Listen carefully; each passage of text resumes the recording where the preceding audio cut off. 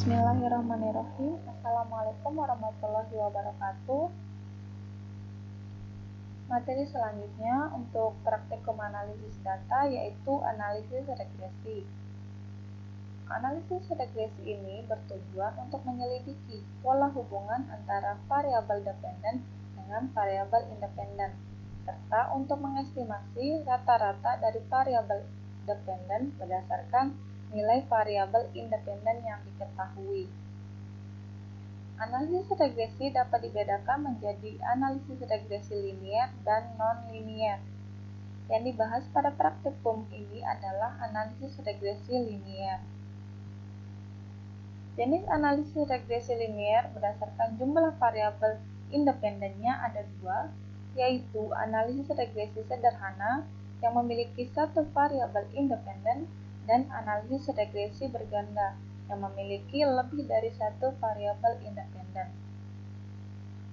Langkah yang dilakukan dalam analisis regresi adalah yang pertama, mengestimasi parameter regresi.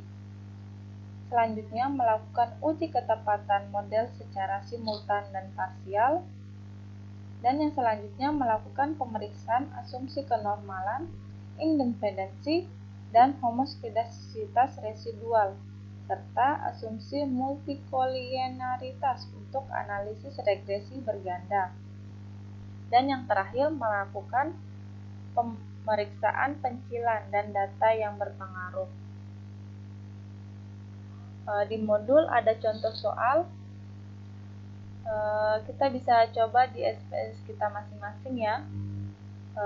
Di sini ada dua variabel, yaitu variabel sales sebagai variabel dependennya dan variabel promosi sebagai variabel independennya. Selanjutnya kita buka SPSS.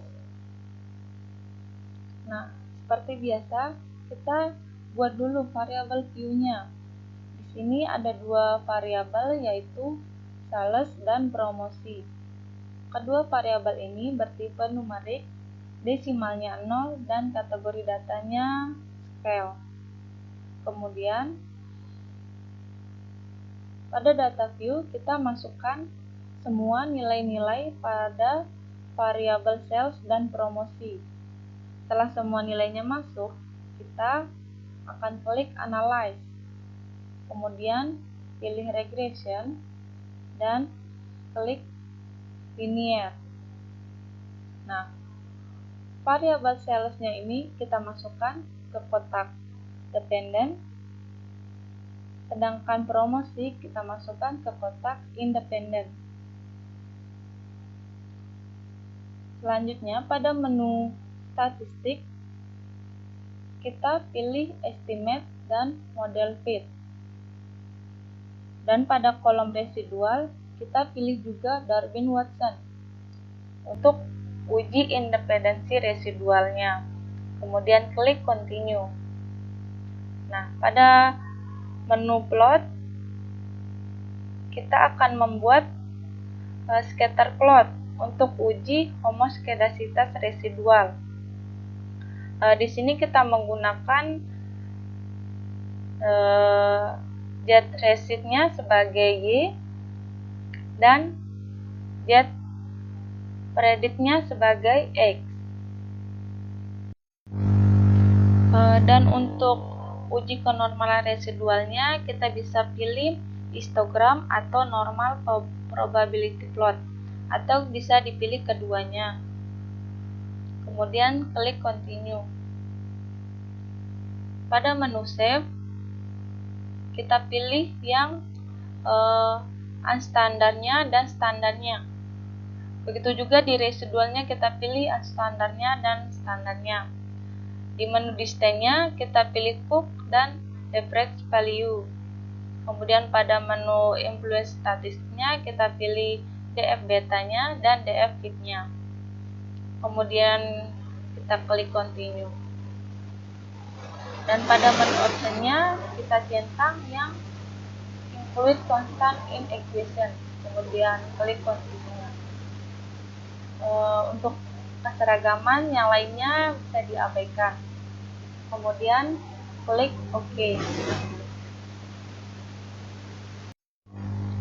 Nah, ada beberapa output yang muncul. Di sini bisa diinterpretasikan untuk masing-masing outputnya secara satu persatu ya, supaya jelas maksudnya apa. Nah, pada output pertama ini menunjukkan variabel dependent promosi menggunakan metode enter dengan variabel dependent sales. Kemudian untuk output kedua ini menunjukkan nilai R atau koefisien korelasinya itu sebesar 0,916, yang artinya variabel sales dan variabel promosi memiliki hubungan yang sangat kuat dan searah. Kemudian R square-nya atau koefisien determinasinya sebesar 0,839, yang artinya model regresi yang dihasilkan mampu menjelaskan keragaman variabel sebesar 83,9%. Selanjutnya, nilai adjusted R square-nya itu sebesar 0,826. Artinya, variabel independen promosi terhadap variabel dependent sales berpengaruh sebesar 82,6%, dan sisanya yaitu 17,4% dipengaruhi oleh variabel atau faktor lain di luar penelitian. Kemudian nilai standar error of the estimate-nya atau nilai SEE ini jika semakin kecil akan membuat model regresi semakin tepat dalam memprediksi variabel dependennya. Dan pada kolom Darby-Watson ini untuk menguji independensi residual atau untuk mengetahui ada tidaknya autokorelasi. Nilai Darby-Watson sebesar 1,527 ini dibandingkan dengan nilai tabel Darby-Watson yang bisa dicari sendiri. Dan dibuat kesimpulan untuk uji Darby-Watson ini. Jika tidak ada autokorelasi, maka residual independen, sehingga asumsi independensi residual terpenuhi. Kemudian lanjut ke output ketiga yang menunjukkan hasil uji ketepatan model secara simultan menggunakan uji R. Nah, yang pada kolom ini merupakan kolom jumlah kuadrat. Yang ini merupakan jumlah kuadrat regresi atau JKR. Kemudian ini jumlah kuadrat galatnya atau JKG, dan ini jumlah kuadrat totalnya atau JKT. Kemudian kolom selanjutnya yaitu kolom derajat bebas. Derajat bebasnya itu untuk DBR, DBG, dan DBT. Kemudian kolom yang ini merupakan kolom kuadrat tengahnya atau bisa disebut KTR dan KTG. Dan ini merupakan nilai F hitungnya. Dan yang terakhir merupakan nilai SIP-nya. Selanjutnya, pada interpretasi ini juga bisa dilakukan uji F dengan menjabarkan hipotesis, tingkat signifikasi, statistik uji yang dapat menggunakan F hitung, F tabel, dan SIP-nya. Kemudian keputusan apakah H0 ditolak atau H0 diterima dapat dilakukan dengan cara membandingkan F hitung dengan F tabel atau SIP dengan tingkat signifikasi. Kemudian dibuat juga kesimpulan yang menjelaskan seperti misalnya dengan tingkat signifikasi sekian maka dapat disimpulkan bahwa bla bla bla. Kemudian kita lanjut ke output selanjutnya. Nah, pada output ini menunjukkan hasil uji ketepatan model secara parsial menggunakan uji T. Di sini uji T untuk B0 dan B1. Kemudian jika analisis berganda itu bisa B2, B3 dan seterusnya. Nah, di sini dibuat masing-masing untuk uji T-nya sebanyak parameter regresinya ini. Di interpretasi ini kita buat masing-masing uji T-nya. Penulisannya sama seperti uji F. Yang tadi dibuat dulu hipotesisnya, tingkat signifikasi, statistik uji, keputusan, sampai kesimpulannya. Pada output ini juga, jika variabel independennya lebih dari 1, maka akan muncul nilai QIF di sini. Contohnya seperti ini. Nah, nilai QIF ini untuk mengetahui ada tidaknya multikovarialitas dalam model regresi. Jika nilai QIF kurang dari 10, artinya tidak terjadi multikoliniaritas dalam model regresi. Jadi, asumsi multikoliniaritas ini terpenuhi. Karena contoh ini merupakan analisis regresi sederhana, maka nilai QIF-nya tidak muncul ya. Nah, selanjutnya untuk output ini merupakan output residual statistiknya, kalian bisa interpretasikan sekreatif kalian. Kemudian selanjutnya interpretasi histogram ini sepertinya sudah dijelaskan sebelumnya ya. Jika kurvanya simetris, maka residual berdistribusi normal. Jadi asumsi penormalan residualnya terpenuhi.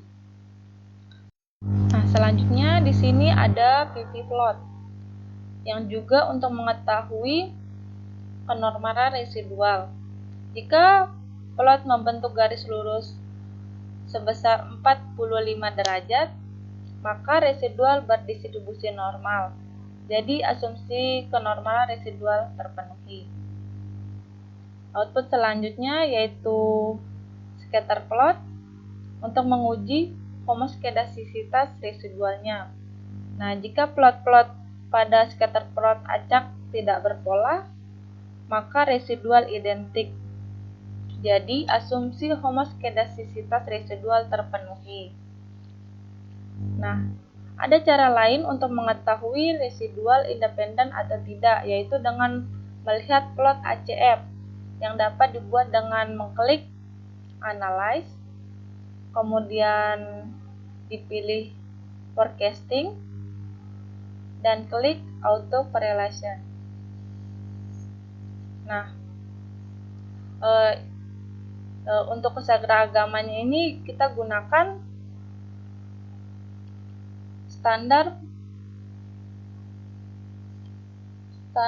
residual, dimasukkan ke kotak variabel, kemudian kita pilih yang auto korelasi, kemudian klik OK.